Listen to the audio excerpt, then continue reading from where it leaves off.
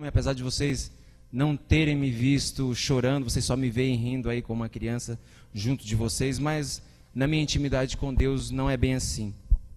E eu choro porque o meu Deus me diz que este ciclo de tempo, onde eu estou vivendo, é só por um tempo.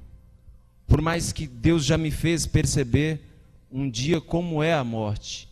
E daqui mais um tempo eu voltarei para lá, e alguns de vocês também, e assim segue-se o ciclo, segue-se os homens, e a glória fica apenas para o nosso Deus. Mas eu tenho uma palavra para você nessa noite, junto com a história que eu vou contar para você. Jesus disse assim, no capítulo 11 de João, versículo 25, ele disse: eu sou a ressurreição e a vida, e aquele que crê em mim, ainda que esteja morto, viverá. E todos vocês que estão aqui nessa noite, que crê no Senhor Jesus, um dia ressuscitará para viver com Cristo eternamente. Este é o nosso sonho. Eu quero começar a contar minha história um pouquinho mais atrás, dos nossos antepassados. Quando eu era criança, eu sentava ao lado da minha avó e ela contava uma história que para mim era uma brincadeira. Dizia assim minha avó, que um dia 2 caçadores estavam em uma mata e os cachorros latiu alguma coisa, e eles pensaram que era uma caça, alguma coisa comum. E tempos depois chegou esses caçadores e era uma criança. Esta criança tinha ares selvagem, era uma índia.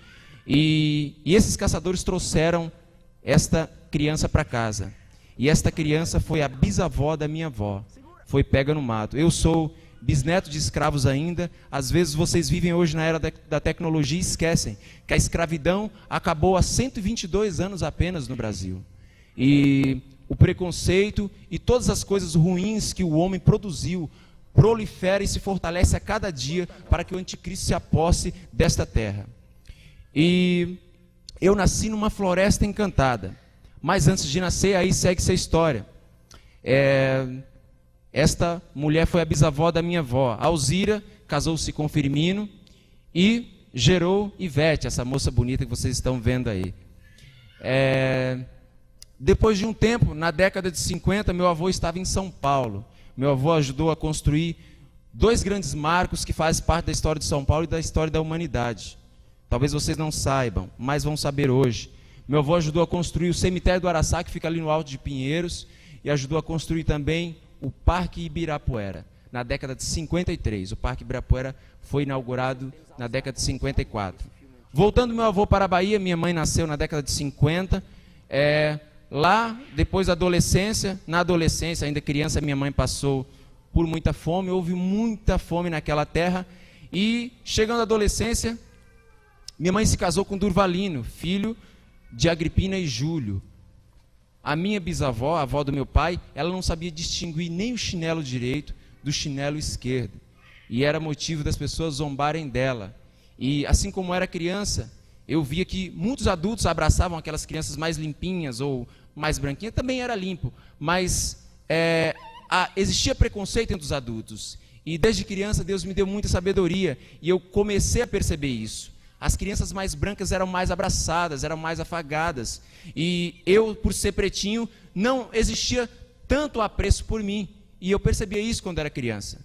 Eu nasci numa floresta encantada, mas antes de eu nascer, ainda tem 2 adventos que poderia impedir o meu nascimento.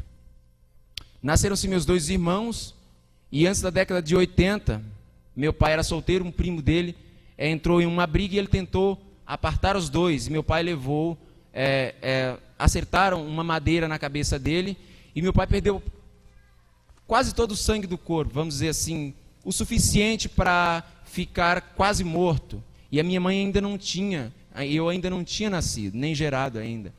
E aí, depois de meu pai passar por esta grande prova, eu nasci na década de 80. E eu vivi até os 10 anos numa floresta encantada. Tudo para mim era muito bom. Eu tive um aprendizado, e desde criança eu era perseguido pelo diabo, e hoje eu sei que era ele. Eu já acordei sendo arrastado da cama. Então a minha infância foi na igreja de Roma e no candomblé, da qual a minha família fazia parte. E aos 11 anos, ao aceitar Jesus, Deus começou a mudar a minha história. Só que toda mudança há um sacrifício. E eu morava ainda no campo. E aos 11 anos eu aceitei Jesus sentado num banco de cimento, num culto onde devia ter mais ou menos umas 5 pessoas. A minha prima levantou a mão e eu levantei a mão quase no susto. Mas eu já orava a Deus e dizia para Deus, quando criança eu dizia: Deus, me mostra o caminho certo. Eu nasci com vontade de ir para o céu, porque o Senhor me escolheu no ventre da minha mãe. E aceitando a Jesus aos 11 anos, Deus me tirou daquela floresta encantada, onde tudo era simples, onde meu café da manhã era farinha com café, mas os meus vizinhos às vezes não tinham nem essas coisas para comer. E aos 11 anos eu arrumei meu primeiro trabalho. Eu vendia sorvete na cidade de Bom Jesus da Lapa, para estudar.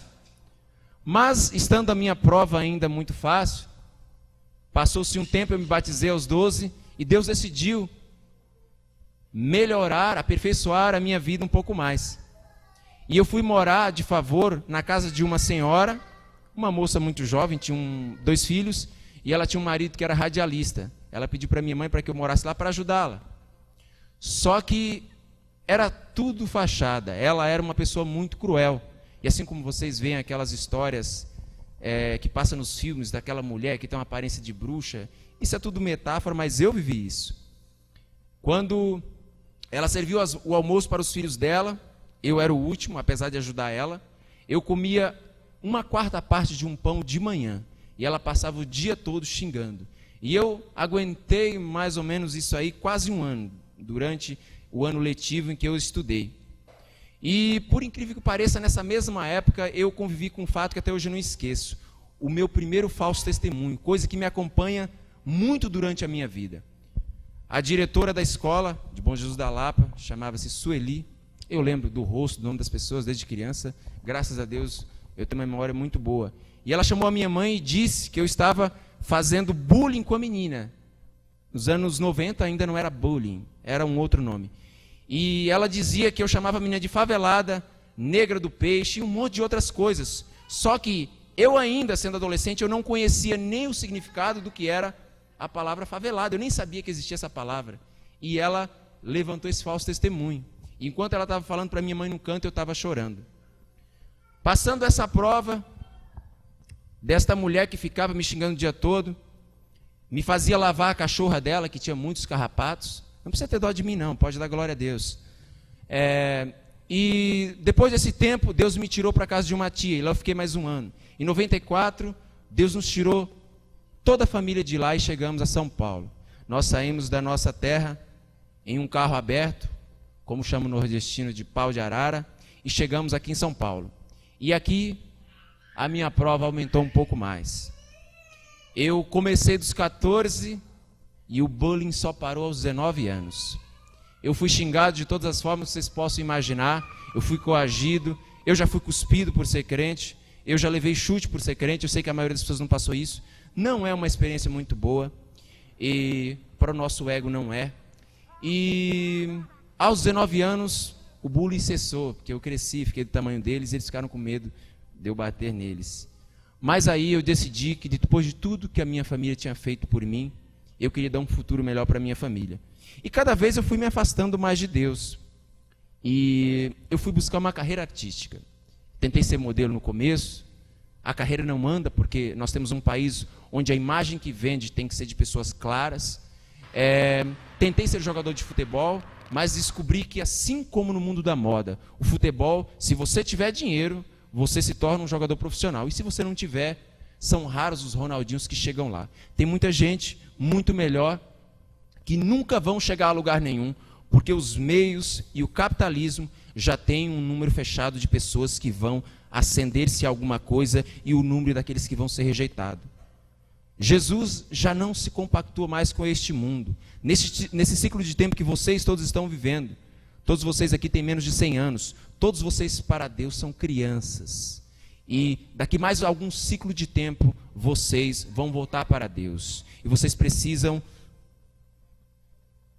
guardar os preceitos do Senhor, buscar primeiramente o reino de Deus, para que as outras coisas sejam acrescentadas à vida de vocês. E então, por fim, em 2003, como eu não conseguia nem ser jogador de futebol, nem ser modelo, nem conseguir nada para o futuro da minha carreira, surgiu a minha prova, que não é a final, mas uma prova para Deus mudar a minha vida. E Deus mudou a minha vida para melhor. Em 2003, eu dei entrada no Hospital Geral com uma espinha no lábio superior, apenas uma espinha. E disso virou uma infecção, estourou-se uma hérnia, deu pneumonia, e eu peguei infecção generalizada no hospital e fui desenganado pelos médicos. Na verdade, a minha família descreve algumas coisas, mas tem algumas coisas que eu não lembro, como, por exemplo, o meu estado. Não dava para ver o meu corpo, né, na minha totalidade. E a minha mãe disse que eu fiquei inchado, em que eram mais ou menos quase 3 pessoas. Os meus pés pareciam uma bola. E naquele hospital eu cuspi sangue. Naquele hospital Deus falou comigo. Naquele hospital Deus mudou a minha história. Tem muitas visões que Deus me mostrou. Eu não gosto muito de falar. É uma particularidade até. Hoje a gente fala de uma visão, o crente larga a Bíblia e segue um misticismo, mistura uma coisa com a outra, e essas coisas não são boas para o reino de Deus. Muitas experiências que nós temos com Deus são apenas para nós. Como, por exemplo, eu nunca tinha ouvido, foi a primeira vez que eu ouvi a voz de Deus, como João descreve em Apocalipse, que Deus era voz, como voz de muitas águas. João descreveu aquilo porque naquela época não tinha aparelho eletrônico, nem amplificador. Então, para vocês hoje está mais fácil entender que, além de Deus falar em nosso coração, que é mais ou menos um impulso que nós seguimos no dia a dia, quando Deus nos fala em que nós conseguimos ouvir a voz dele como voz de muitas águas, imagina um amplificador que serve para sonorizar um estádio. Não sei se vocês já foram, eu já fiz muito evento de muitos artistas, e é mais ou menos assim, é como alguém falando, como se estivesse usando um microfone para sonorizar um estádio. Então foi por isso que João descreveu, porque a única coisa que tinha, e que tinha uma potência sonora maior, eram as ondas do mar. E ali, depois de alguns dias, eu entrei em coma, e Deus me fez testemunha de uma coisa, em que talvez os médicos não falaram para minha família. Um dia eu acordei e estava sendo reanimado. E eu ainda lembro que eu tomei 2 choques daquele desfibrilador. Mas quando você está quase morto, não é bem choque. Na verdade, você não sente como choque. E o estado de morte física é como se você não existisse. Então, tenha certeza que tudo que vocês estão fazendo agora é para Deus. Naquele dia, quando vocês ressuscitarem, que forem galardoados por Jesus, será diferente. Mas tudo que vocês estão vendo é vaidade. Não existe gente mais bonita, não existe gente mais feia, não existe gente mais bela. Quando tudo se apagar, vocês não vão lembrar mais de nada, até que Jesus despertará vocês um dia. E Jesus disse aqui no livro de João 11:25, que aquele que crê em mim, ainda que esteja morto, ressuscitará. Isso quer dizer que Jesus ressuscitará vocês naquele dia em que ele voltar. E a igreja não passará nem pelo julgamento, para a honra e a glória do nome do Senhor. Porque aquele que faz a vontade do Senhor, este é um escolhido de Deus. Este verdadeiramente é um escolhido de Deus. Os escolhidos de Deus não se denominam por cargos, não se denominam por posição que ocupa hierárquica, eclesiástica nesta terra. Os escolhidos de Deus são pessoas escolhidas como eram lá no livro de Juízes, escolhidas pela sua comunhão com Deus. E já vamos finalizar o meu testemunho. E depois do Senhor ter me ressuscitado, em que eu levantei, acordei daquela mesa, posso contar para vocês duas coisas eu posso contar. Eu estava um dia deitado na cama e passou perto da minha cama um vulto de um homem empurrando um caixão preto, e ele tinha um chapéuzão, e ele gritava bem alto: ele já morreu, mas hoje eu estou aqui para dizer que o Senhor me ressuscitou. Pouquíssimas pessoas na terra têm experiência de saber o que era a morte. Eu não tenho vaidade com as coisas, por mais que eu tenha cuidado comigo, por mais que Todos nós gostamos de olhar no espelho e ver pelo menos aquilo que não nos desagrada.